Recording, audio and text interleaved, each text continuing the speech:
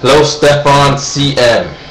Uh, just want to tell you guys, I've been debating with Stefan CM for a long while, and many things I feel that this person just simply does not understand, or maybe she doesn't. Maybe he, I shouldn't say doesn't understand, but just comes from a very different view that I come from.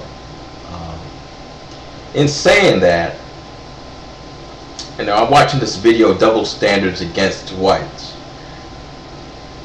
I have to admit something that would be in her favor. Not because I'm trying to give her, trying to help her or anything, but just because I think it's true. And I feel that I haven't noticed white nationalists point out this as a argument for stating the truth. One of the things that I can see as a double standard for non-whites and disadvantage, and yes, against whites, is this racial profiling. It seems that when non-whites get racially profiled, it's racist. But when whites get racially profiled, it's not racist. Okay, let's take, for example, the airport. Muslims are upset that they're being racially profiled. They feel that just because they're Muslim, the police, the law enforcement does not have the right to target them and put them under more surveillance than non-Muslims. Now, I want to make sure everybody understand that I understand that most Muslims are not terrorists. That's not my point. Most Muslims are not terrorists. Most Muslims I have met are very nice people.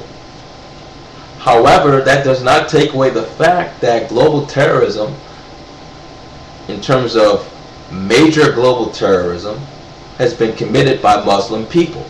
A minority of Muslim people, but still Muslim. So it would make sense for the law enforcement to seek out terror suspects that are Muslim.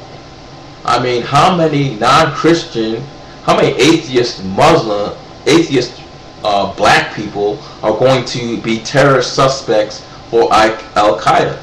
If you're going to be in Al-Qaeda or in these terrorist groups, you have to be usually Muslim. Yes, there can be some exceptions to the rule, but it does not take away the rule. The same thing is for serial killers. And we're talking about serial killers because I know some white nationalists, some hateful white nationalists, I should say, are going to say that blacks are, leading serial killing. Serial killing. I think you understand what I'm saying. No, that may be true if you're talking about one or two, 10, you shot 10 people, because serial killing means, you shot more than one person, killed more than one person. But I'm talking about murders of 300 people for no reason that can be comprehended. I mean, they're just dead. I mean, they didn't take the money, they weren't it wasn't political terrorism, it wasn't based upon the mob, it was just based on just killing somebody just for the hell of it, just for the enjoyment of it, in the suburbs, and usually in the suburbs. I can tell you right now, blacks are going to racially profile white males. Sorry, some white nationalists, you think that some blacks are just, you think there's some black kook out there that hates whitey so much that they're just going to kill 700 whites. No, they're not. They're not going to kill 700 whites that way.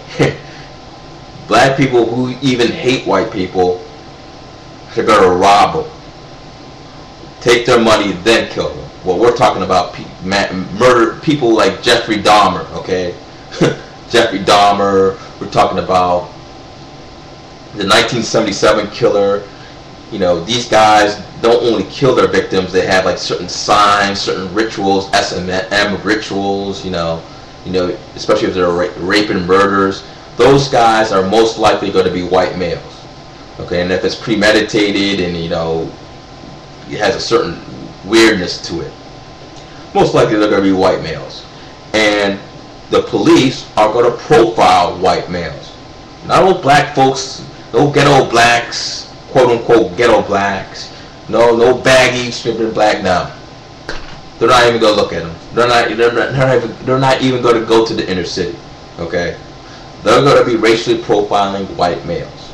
And yes, I understand anti-racists are going to say, well, they're the majority, they don't need to be concerned. Well, it's not necessary. See, sometimes you got to get out of this mentality that, yes, I understand anti-racists say that, yes, the whites are the ruling class, the whites have the control, although some white nationalists say the Jews have the control.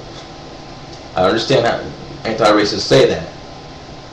But on an individual basis, if I'm white, I can care. I'm not in the ruling class unless I'm in the government. Yes, I might represent the skin of the ruling class, but I'm not the ruling class unless I'm in the government.